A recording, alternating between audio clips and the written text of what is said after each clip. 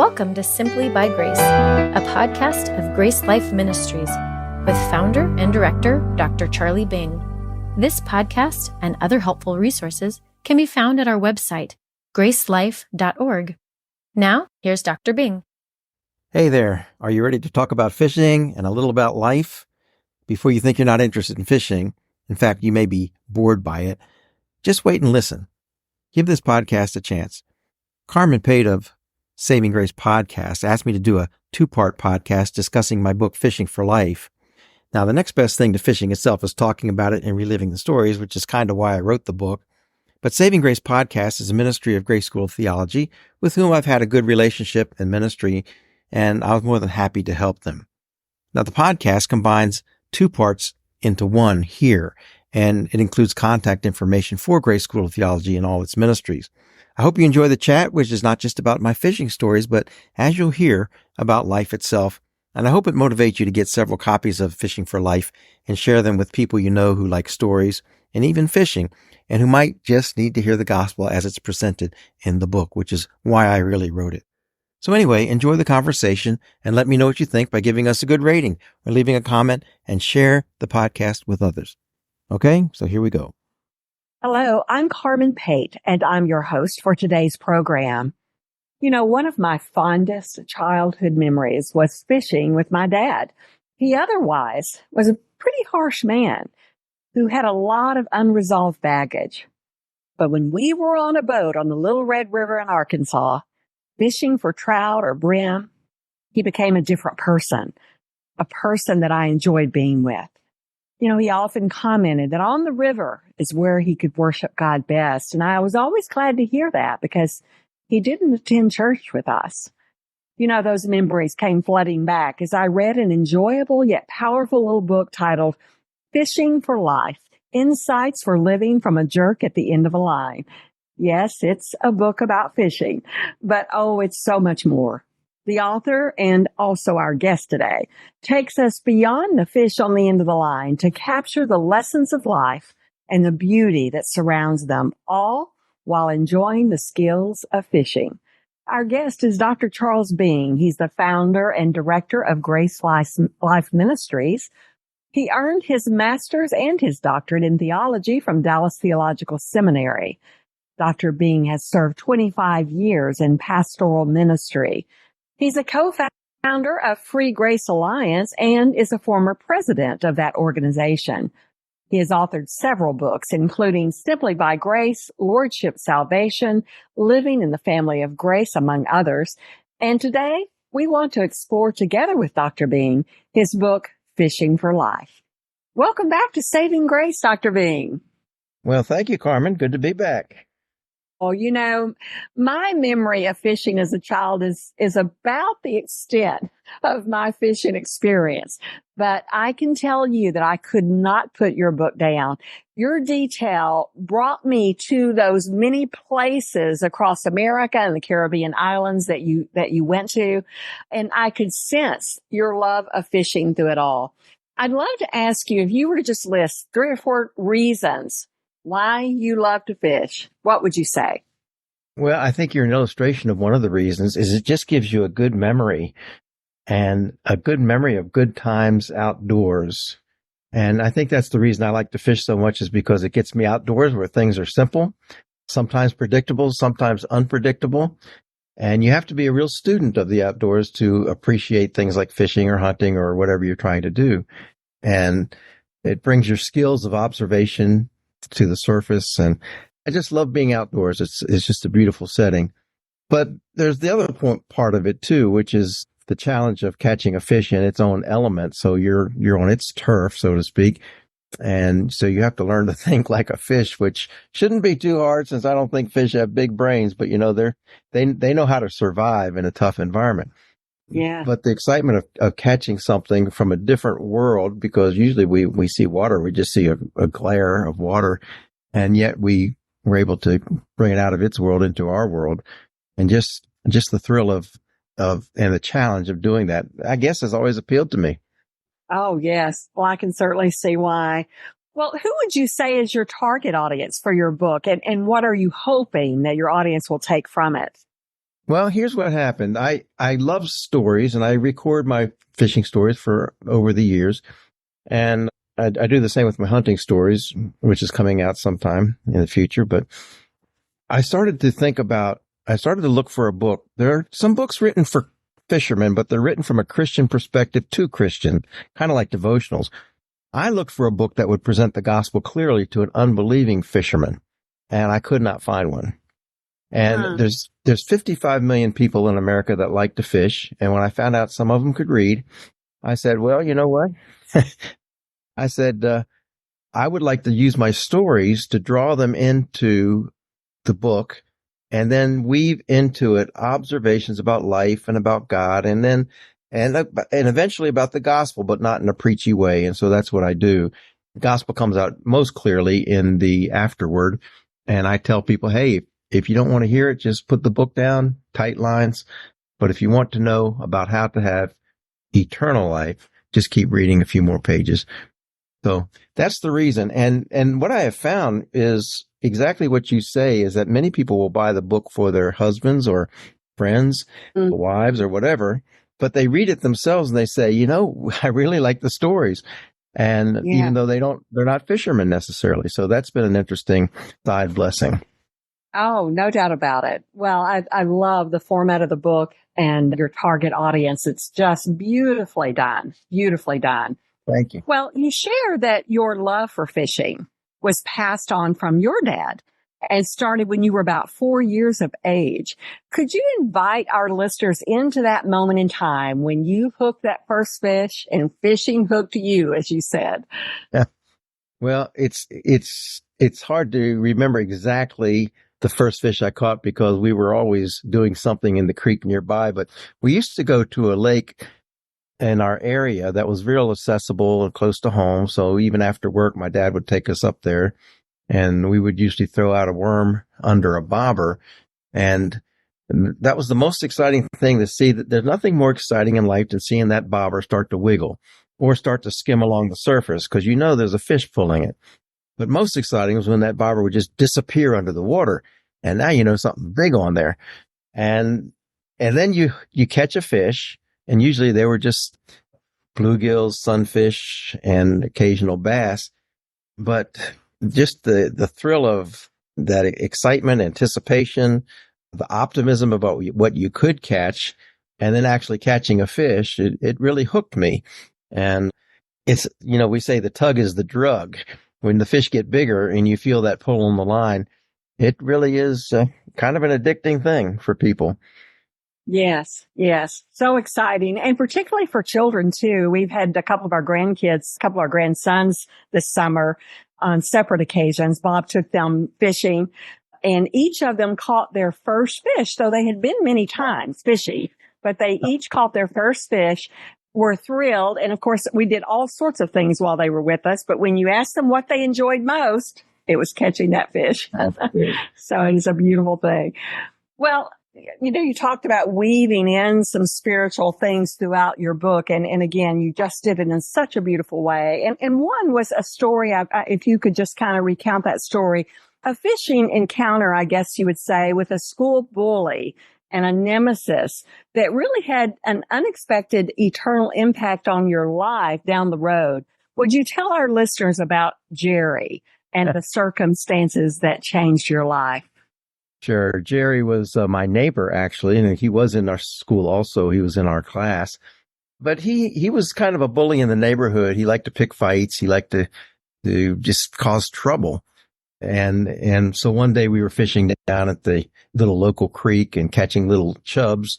And he comes up and insists on letting us try. So, you know, you don't want to start a fight, so you let him try. And he hooked a fish, and that was good enough for him. And he goes off. But Jerry had quite a story to him. During my childhood, he was a nemesis in the fact that he always was wanting to fight or throwing rocks at us or something. But when we got into our teenage years and to a rebellious stage in my life, he had kind of always been a rebellious stage in my life. I started to follow him in some of his rebellious ways, and he got me started smoking marijuana and things like that. And then we ended up partying a lot together.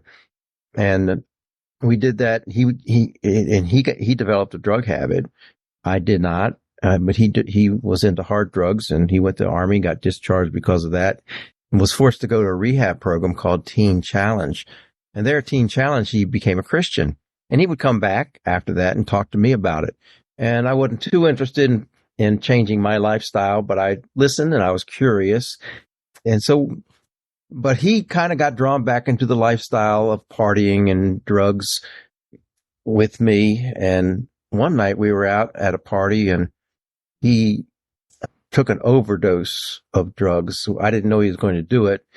I saw him buy it. I got mad at him because I thought that would mess up our whole party if he started doing those drugs. And anyway, long story short, we went home. We got in a big fight that night, and then we went home, and a little bit later he comes over and we make up and we go out and we get some more drinks and beer or something. You know, we're not even of age at this point. I think we're 17 or 18, and go back home at 3:00 in the morning and say, see you tomorrow. And next thing I know, no, not my wife. I wasn't married. My mother waking me up at 9 in the morning saying, hey, wake up. Jerry's dead. He had died in his sleep. He had taken those drugs in his sleep. And he was 18 years old. I was 18 years old. And that just sobered me up.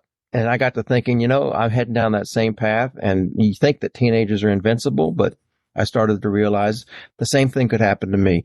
So I started to change my life externally, cutting my hair and getting a job and things like that. And it was about 6 months later in that job, I met a young lady who shared the gospel with me. And in the summer of 1973, about a year after Jerry's death or so, I came to know the Lord.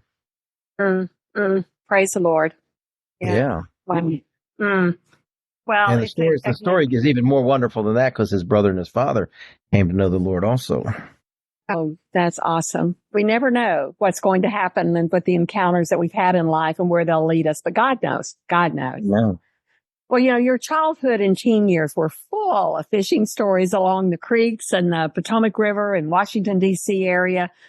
You started out with bamboo poles and cork bobbers because the simplicity of it certainly didn't matter, but your heart was set on something bigger.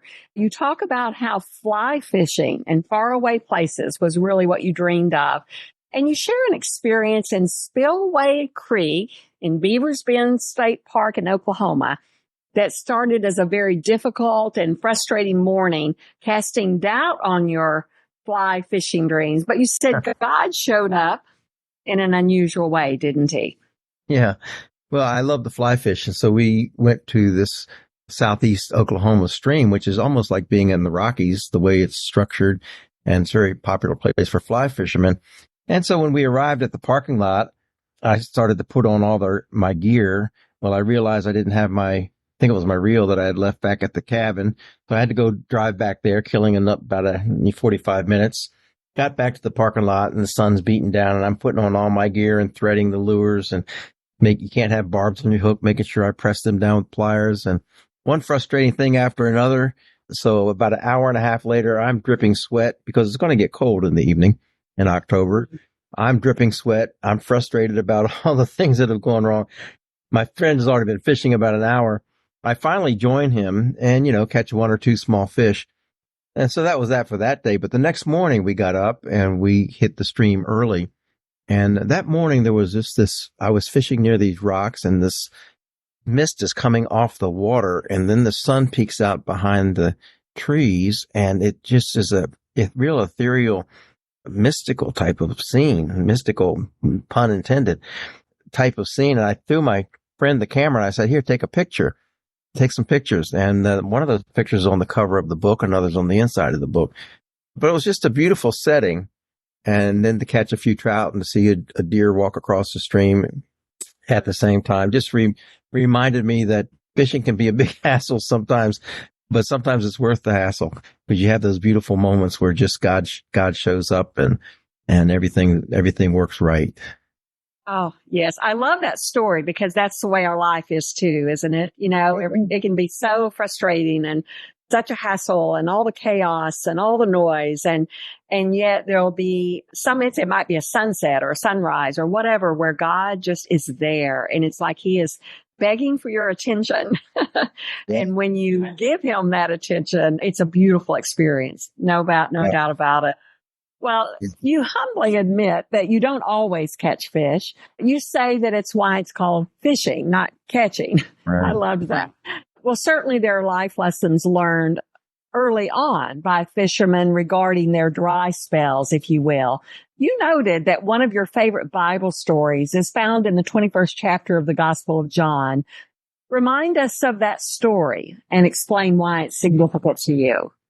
This is a story about after the resurrection of Jesus Christ. At least Peter and some of the disciples going back to fishing because that's what they knew to do. I'm sure they were a bit disoriented by the death of Christ, and they weren't catching anything. They weren't having any luck. And Jesus tells them to throw the net on the right side of the boat, and then they catch more fish than they can haul in, actually 153 fish. And Peter recognizes Jesus as the Lord and comes to him, and they enjoy a nice breakfast together. It reminds us of the story of Luke chapter 5, where Jesus told Peter to do the same thing, and surely that must have been Peter's mind in his thinking. And the lesson from that is not about fishing. It's about doing what the Lord says to do. And I think there is an application there for fishing for men. We can't do that without the Lord's help. He has to direct us and tell us what to do. And when we follow in obedience, we can catch fish, so to speak, or fish for men successfully. And I think he was doing that because he was just ready to commission Peter into ministry in John 21 after his restoration. So it's a great story about restoration of Peter and the beginning of his ministry and the lesson learned that we have to depend on the Lord for everything to be fruitful or to catch fish, so to speak. Oh, yes, absolutely. And just so our listeners know, you're telling fishing stories all through, and then you throw in these little nuggets of just time with the Lord just for a moment, and it just takes us back. And I appreciated that so much. Well, if you don't mind, I'd like to return to the story of your dad. You said that he was your tutor when it came to fishing, but he also taught you things like patience and hard work and honesty and commitment and frugality, all wonderful things. But like my dad, your dad could be difficult, you said. As you began to grow in your relationship with Christ, you did find grace to forgive, but you say there's some things you regret that didn't happen sooner. Share the reason for your regret and the hope that you now have for seeing your dad again. Yeah, sure. My father was a good man. He was faithful to the family and provided for us. He didn't drink at all, but he was emotionally kind of abusive and would yell a lot and things like that. And of course that would turn us off. The only time we really seemed to have common ground was when we went fishing. And I did learn a lot from him. He was very patient and in fishing and he was always willing to take us. But in my teenage years and my rebellious years, of course, things went sideways with him and I did a lot of things I'm sure that caused him grief. To think back to the things I did and to imagine that my kids would have done some of that to me just, really hurts my heart today. So in my teenage years, I wasn't too interested in going fishing with him. Even after I became a Christian, I just became so busy with school and friendships and activities that he would, sometimes ask me, do you want to go down to the stream? I'm catching trout down there. And I just didn't have time. I was nice, but I just said, well, I'm sorry, I just can't do it. And looking back, I wish I had made the time because, our time with our parents is always limited and there would have been a good memory. And I think that he was actually trying to build back the relationship as I look back, something that I didn't see at that time. If I had seen that, maybe I would have taken some time to go fishing with him. But anyway, there reached a point in my early Christian life where I went to my parents and I asked them both to forgive me for my rebellious behavior. And I think that caught my father's attention. He didn't react real good to that, but he did later on. You could tell that it had penetrated his conscience. And so he began to support what I was doing in seminary training and things like that. And he eventually came to know the Lord on his deathbed. And I'd been praying for him every day since I'd been saved. And he came to know the Lord on his deathbed. And, he said to keep on doing what I'm doing. And he didn't understand it at first, but now he was fully supportive. So yeah, it ends well. And I'm looking forward to seeing him again in heaven and Absolutely. along with my mother. Absolutely. Yes. But a good life lesson for us all. We, none of us are promised tomorrow, and those that we love the most, we long after they're gone for those precious times that we had with them, even through the tough times. So I really appreciate you sharing that. Really do. Well, Sure. we're going to have you back next week, but there's the story that I want you to share, if you will. So many stories that we haven't hit on, but if you will close today with a story of catching your first ever steelhead on the Willamette River, right in the middle of Eugene, Oregon, and the life lesson that God gave you there. Yeah. Well, I've tried to catch a steelhead in my visits to Oregon. And the reason I get to fish so many places is largely because I travel in ministry. And so whenever I'm in a place, I try to bring my rod or borrow a rod or something and fish something new. But I'd been to Oregon quite a few times and tried to fish for a steelhead, catch a steelhead. I wanted to do that. They're ocean going rainbow trout, basically. And, they get 8 pounds maybe the first year and then 20 pounds if they come back a second year up the stream, something like that. But they're very difficult to catch. Their run is kind of sparse in Oregon, and they're called the fish of 1,000 casts because you just have to work and work and work. And if you hook one or two during the day, that's considered a good day. And then if you hook a steelhead, there's a 50% chance you're not going to bring it in. It's going to get off the hook. So I had my pastor friend out there, Steve Hill, had a friend in his church named Greg Hatton who makes wooden boats, beautiful wooden river boats. And he offered to take me out fishing and went with him in this beautiful boat. And he knew where the holes were and so forth. And what they call swinging flies in the current behind the boat, and hooked up with a really nice steelhead and was fighting him and got him up near the boat. Now, the water was shallow enough for Greg to step out of the boat, and with his net, he was real proud of this net from Costa Rica that somebody had sent him from Costa Rica who made fishing nets, but it was kind of small. So he went to hook this 8 or 9 pound steelhead and got it in the net, but it flipped out. Those steelhead are very strong. So it flipped out, went back in the water. So I'm lucky to get it in the net to begin with. Now it's tangled in the line. The line's wrapped around it. And so I'm thinking, oh boy, I'm going to lose this fish. But we were able to get it back in the net and land it this time. And so that was my first steelhead adventure. And Greg did a great job. And I didn't know it the whole time, but he was filming the whole thing on a GoPro. And GoPros were new to me back then, but he had them in the boat. He had them on his hat and everything. And he put a little video out on YouTube called Lonesome Steelhead because he used the music from Lonesome Dove since I was from Texas. So it's a really neat little video to watch. You can see the whole story I just told there on Lonesome, if you Google Lonesome Steelhead or go to YouTube. But the lesson there is, first of all, persistence, and you can eventually reach your goal. I did hook a steelhead, but then I lost it virtually when it jumped out of the net. And, something like that usually tears the lure out of the mouth or something, but we were able to get it back in the net. And so we had a second chance. And I guess the lesson I draw from that is that God gives us second chances. He's the God of second chances. He never tires of new beginnings. And no matter what kind of failure you think you've had or whatever seems to impede your progress or inhibit you from your goal, God can overcome that if you're patient. And even if you fail, God can give you a second chance. Even when you fall and stumble, God gives a second chance. He's a God of second chances. So I just drew that lesson from that little experience and that story. I love that. I love that.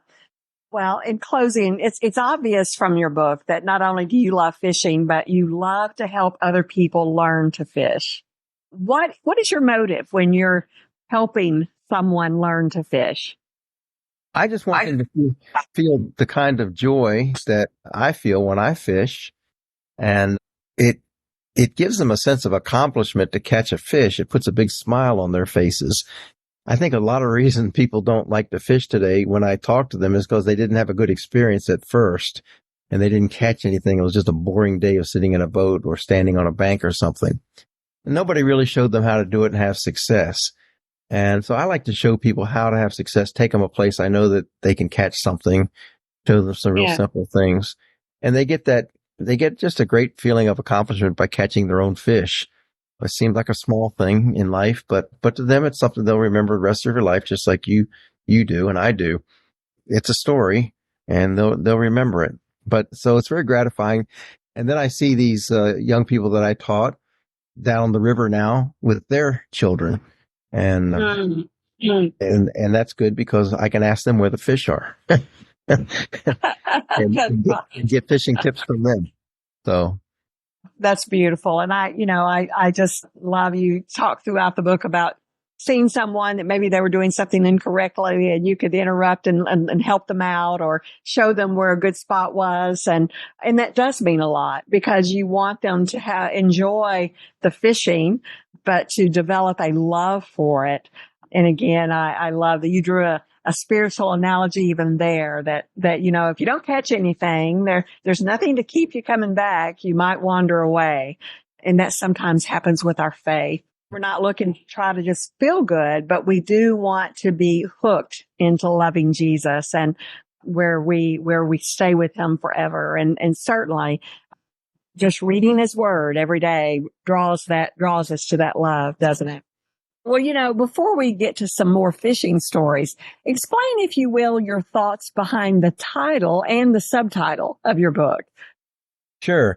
The book is called Fishing for Life because I want the reader, the prospective reader, to understand that this is more than about fishing, but it's also about life. And people define life differently. Some people say life is tennis, life is football, life is golf, life is my pet. Some people would say life is fishing. Life is whatever we're really most passionate about, and that gives us meaning and purpose for existence. And some people find that in their hobbies. And some people consider fishing their life or hunting their life, things like that. So we want to talk about what life really is. And of course, you and I would say life is Jesus Christ. And that's, we don't want to put anything before him. And so that's the design of the book, is to try to lead people to understand that real life comes through Jesus Christ. And hopefully they'll understand that fishing, as good and fun as it is, from these stories will show them that there's something deeper that we can call real life, abundant life, life with Christ. The subtitle of the book, Insights for Living from a Jerk at the End of a Line, it comes from an old saying that fishermen are familiar with. Fishing is one jerk on the end of a line waiting for another jerk on the end of a line. So I know that a lot of fishermen know that line, and I thought it would be familiar to them. And since it's a little humorous, it might hint to them that there's some humor in the book and it's not a real serious book. I mean, it is serious in its own way, but there's humor in it and they're fun stories. So that's what I tried to communicate with the title and subtitle. Yes, yes. And I just love it. You've done just a beautiful job in that. We talked last week about your audience and I couldn't help but think about my dad. My dad was a believer, but did not attend church all through my growing up years. There had been some things that happened in his life, and I don't know if it was shame or just what, but regardless, he would always say, well, I go to church when I go fishing. He really connected with the Lord and the environment when he went fishing. But I thought, I wish he had your book. So I just see the value in this for, I think, maybe spouses that are listening who think, oh my goodness, they just want to fish. They don't want to go to church. They don't want to worship. You really do this in a beautiful, gentle way of letting them see God in creation and what the sport is, but where the real beauty is that relationship with Jesus. So I appreciate, again, your intent and just wanted to point that out to our listeners. Well, Carmen, they say that Religion is a man sitting in church thinking about fishing. Relationship is a man fishing thinking about God. Mm-hmm. So, Mm-hmm. Love that. we can be in church, but not necessarily be spiritual. But there's a lot of spirituality when we get outdoors. No doubt about it. No doubt. Well, you have helped so many people over the years in helping them to learn to fish, but you are kind enough to share a few simple rules for better fishing in your book. Would you share a few of those with our listeners? Okay. Well, these are sometimes tongue-in-cheek rules, but for example, you have to go where the fish are. You can't just go to the most convenient place, but sometimes it takes work hiking where people aren't and where there's going to be more fish. You have to give the fish what they want. And that means learning their diet and their habits of eating. So give the fish what they want. That's a matter of experience and mastery of whatever kind of fish you're going after. And, it's got to be the right bait at the right level on the depth of the water and presented in the right way at the right time, the right tides or whatever. There's a lot to be learned there. Yeah. Another rule I always tell my friends in my family is that you catch more fish with your line in the water than out of the water.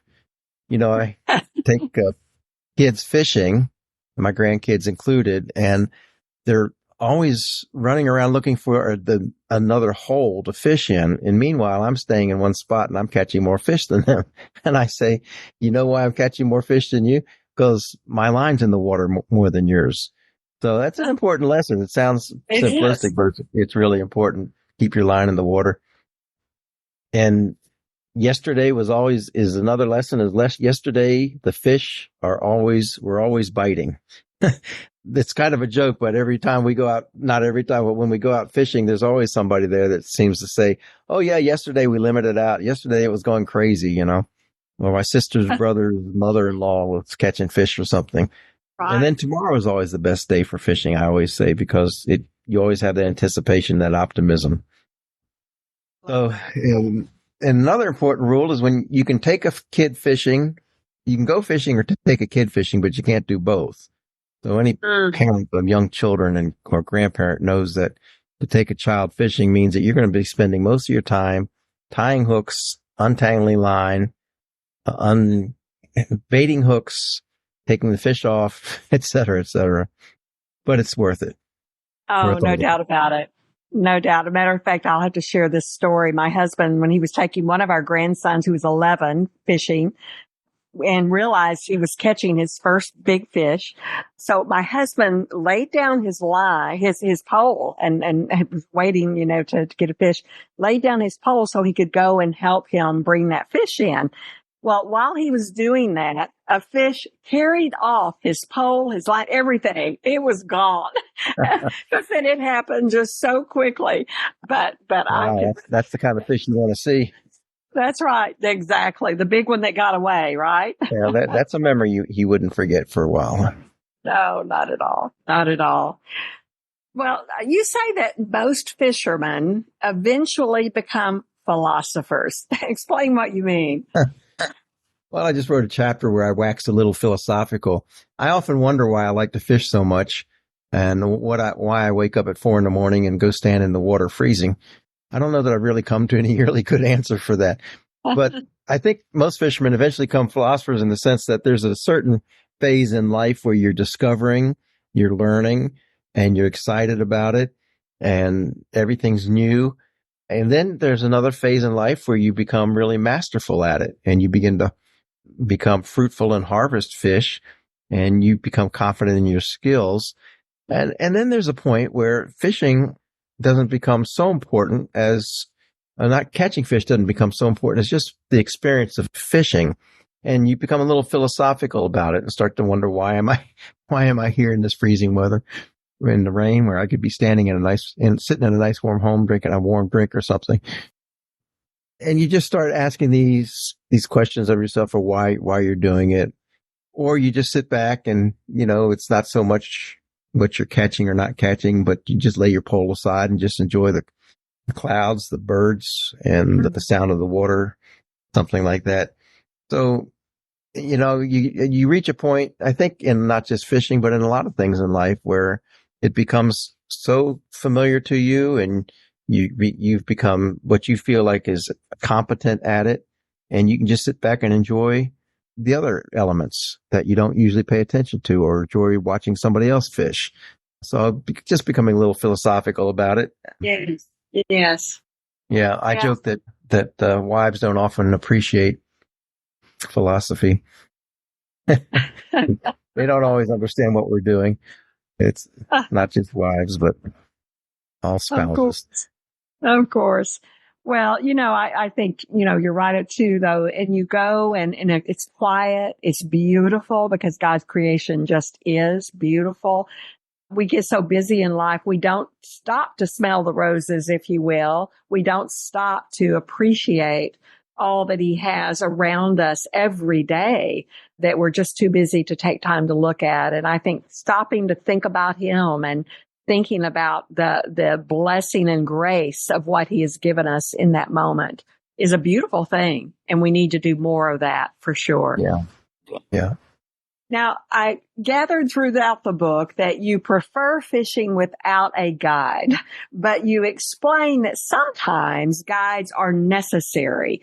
Talk about the ups and downs of having guides and even some God appointments, if you will, for particular guides that either did not know the Lord or did know the Lord, and resulted in good conversation. Sure. I have a chapter talking about fishing guides. I never used a guide very much, mostly because they're expensive and I never had much money being in seminary and starting a new church and things like that. But when now and then I had occasion to either somebody help me get a guide or afford a guide myself, or somebody just offer who had guiding capabilities. And it's really always worth it to go with a guide. They know exactly what they're doing. They know the water. They know the fish. They know the lures to use. And you just learn so much from them. It's always worth it to have one. But guides are different.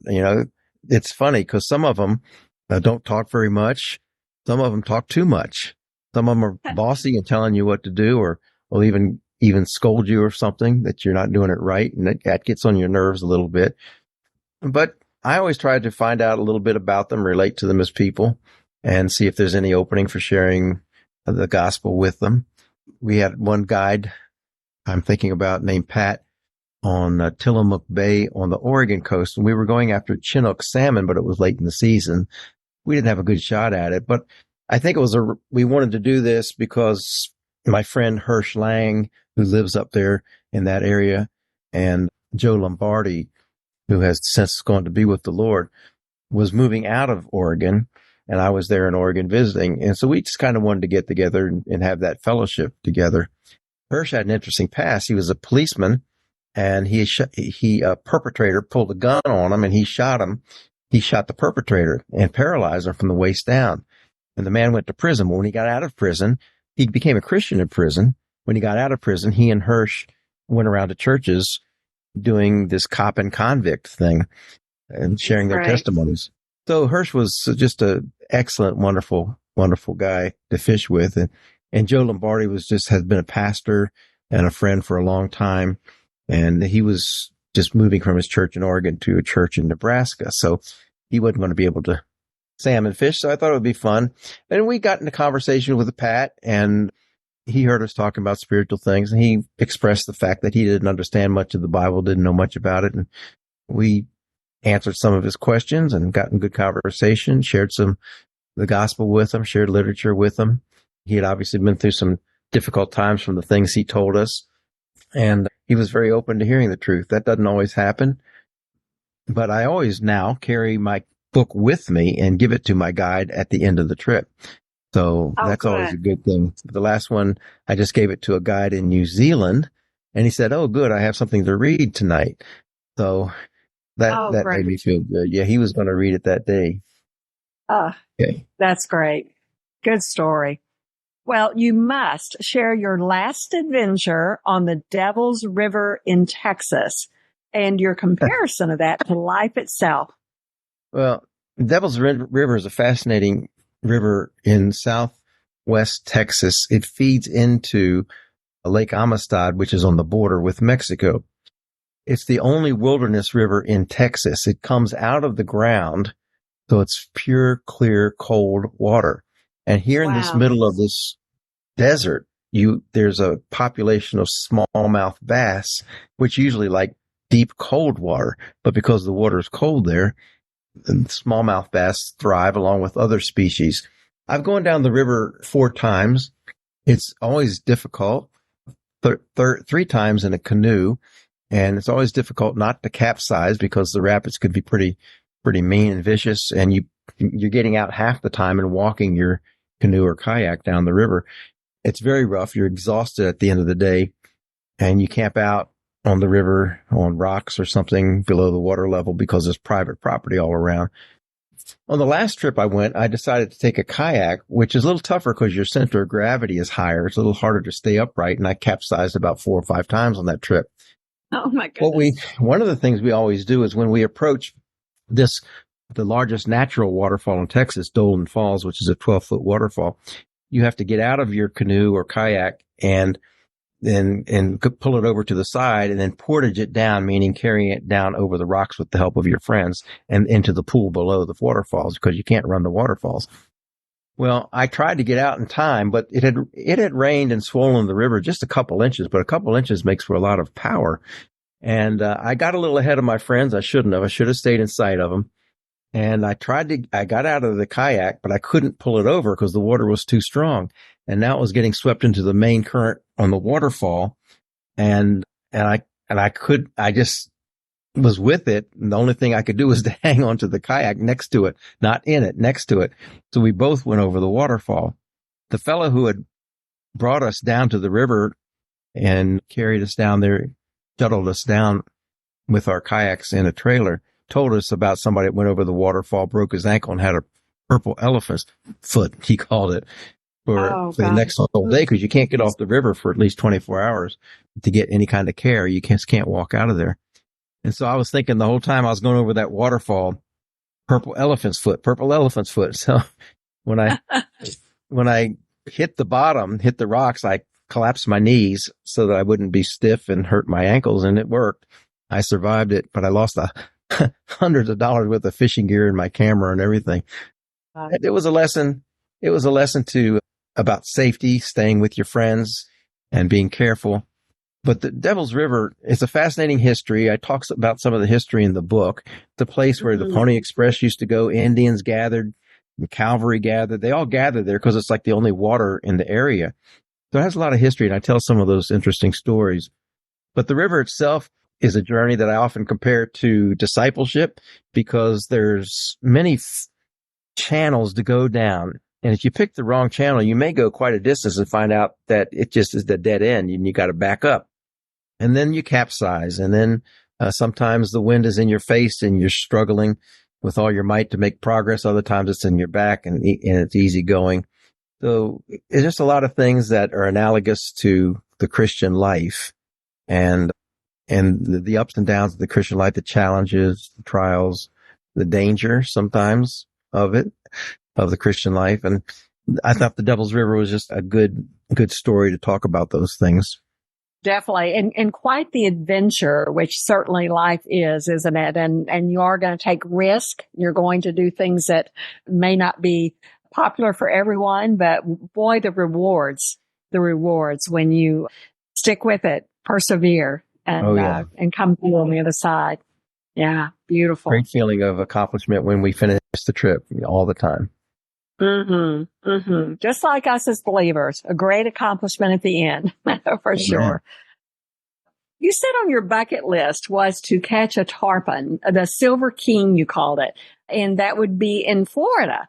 The adventure included an unexpected battle that you talked about between a tarpon and a hammerhead shark. Tell us that story, if you will.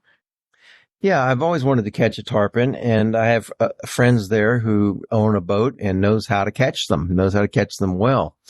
They told me, they said, you come down after the first full moon in May and we guarantee that you'll hook a tarpon or we'll give you our boat. I said, well, that's a deal I can't turn down. So I went down at the first full moon in May, which was actually my birthday. I think we went out and fished that day. And sure enough, people know where to fish for tarpon. So there were other boats in the area, but it didn't take long to hook up. We hooked up a number of times during the day. I think I caught about 3 that day and probably lost about 3. But one in particular, we had hooked, and when you hook a tarpon, you're fighting that thing. Probably the one I caught first was about 125 pounds, about 6 feet long. You can't take them out of the water by law, so you can't measure and weigh them. You just have to estimate, because they just want it to maintain a good, healthy sport fishery. But when you fight those tarpon, it takes 20, 30 minutes to get them in, and you're exhausted by that time, but so is the fish. And so they make an easy target for sharks that come along. And I think sharks have learned to hang out in that area. So we had gotten one near the boat, and then on the radar, my friend Jason sees a shark, and then the shark actually bumps the boat. And then he starts going after the hooked tarpon, which is now near the boat. And the tarpon's swimming around on top of the water, trying to escape him. And you feel bad for the fish, because what can you do? You try to get them in as quickly as possible so they don't get so tired. But it was a large shark. We estimated about 14 feet long, hammerhead, fin sticking out. I got video of it. It was really neat in that sense. But he kept wearing this tarpon out, and finally the tarpon got off the hook, but it was exhausted. And the hammerhead, they have small mouths, so he had to kind of start at the tail and work this guy in to his mouth, and he got him about halfway down his throat, and then he just went down into the deep. That's the last we saw of that one. And we had other shark attacks too, or witnessed them. Other people had tarpon on the line, and a bull shark would come along and just cut it in half. Bull sharks have a different kind of mouth, and they can just cut tarpon in half. Wow. So yeah, they have to survive too. They have to eat too. Yes. And you talk about the fact that the analogy was with the good and evil that we battle, the spiritual battles that we battle. The enemy, I think, likes to wear us down. Life wears us down, and the enemy knows when we're vulnerable, doesn't he?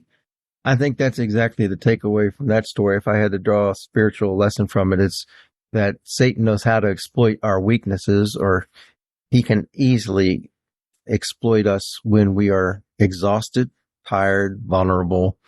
And just like that poor tarpon, he didn't have much fight left in him. We had worn him out, and he was vulnerable. And that's what the shark's looking for. That's what Satan's looking for. People who have emotional imbalances or physical ailments or relationship problems. I think that's when Satan's ready to pounce and cause more trouble. And so it's a constant spiritual warfare that we need to be aware of. Yes, no doubt about it. No doubt. We have really just touched the surface of your book. So many exciting, some funny, some dramatic stories that I hope that our listeners will get a copy of this book and take advantage of it and pass it along to fishermen in their life. But I can guarantee you, like myself, I may not have known all the fishing lingo, but it didn't matter. The stories around it all was just, I loved every moment of it. Yeah, let me interject that. I have to use the fishing lingo, so to speak, to have credibility with fishermen. But you don't need to understand all of that to appreciate the stories. And I'm very gratified by how the book's been used, and to hear that people are passing it on and giving it away. In one particular instance, somebody gave it to their daughter-in-law to give to their daughter to give to her husband, who was a fishing guide out west. And on the plane back, she read the book, and they had been witnessing to her for years. And on the way back, she read the book on the airplane before she gave it to her husband. And when she got home, she texted back, said, "Oh, I get it now. I got him." He understood what salvation was all about. But I've heard other stories like that too. So it's for the fishermen, but other people read it and have just as much fun with it. So what would you say in our closing moment, Dr. Bing, to that fisherman that's listening and say, "Oh yeah, I'm one of those that just finds God on the river and don't really need all that Jesus stuff." Share in our closing moment the importance of trusting Jesus. Well, I'd say enjoy your fishing, enjoy the outdoors, but remember that's a gift from God. God created it, and just like he created you and me, and he wants the best for us. And as beautiful as the world is outdoors, we know that when we get around other people or in the middle of society or inner city or just with a lot of people, there's a lot of wrongdoing. Maybe that's why I like the outdoors so much, but that's called sin, and sin is the problem of mankind that keeps us from knowing God. But God did something about that problem. He sent his perfect son, Jesus Christ, to die on the cross, bearing our sins and bearing the penalty for our sins, so that sin is no longer a barrier between us and God. We simply trust in Jesus as the way to God. Jesus said, I am the way, the truth, and the life. No one comes to the Father but by me. And all those who believe in Jesus as their Savior from sin will have eternal life. That means live forever, and there's nothing you can do to lose that eternal life. And that's what life is really all about. It's beyond these years, and it goes for eternity with God. Amen. Amen. Thank you so much. Oh, so enjoyed our conversation. Loved your book, the fishing stories, the life lessons learned. Thank you for sharing your love for fishing, Dr. Bing. And thanks to you, our Thank you for listeners. having me. Yeah. Oh, my pleasure. And we thank our listeners as well for tuning in. The book is Fishing for Life. You can find more about Dr. Bing, his books, and the ministry at gsot.edu. That's gsot.edu. Learn about Grace School of Theology there, also the Grace Center for Spiritual Development. You can earn degrees or just grow in your knowledge and love for Jesus. Thanks for joining us. Tell others about saving grace, and remember, the love of Christ can never be earned and can never be lost. Thank you for listening. For more resources, or to help spread the message of God's life-changing grace, visit our website at gracelife.org. We'd love to hear from you. Send us a message at simplybygrace@gracelife.org. See you next time.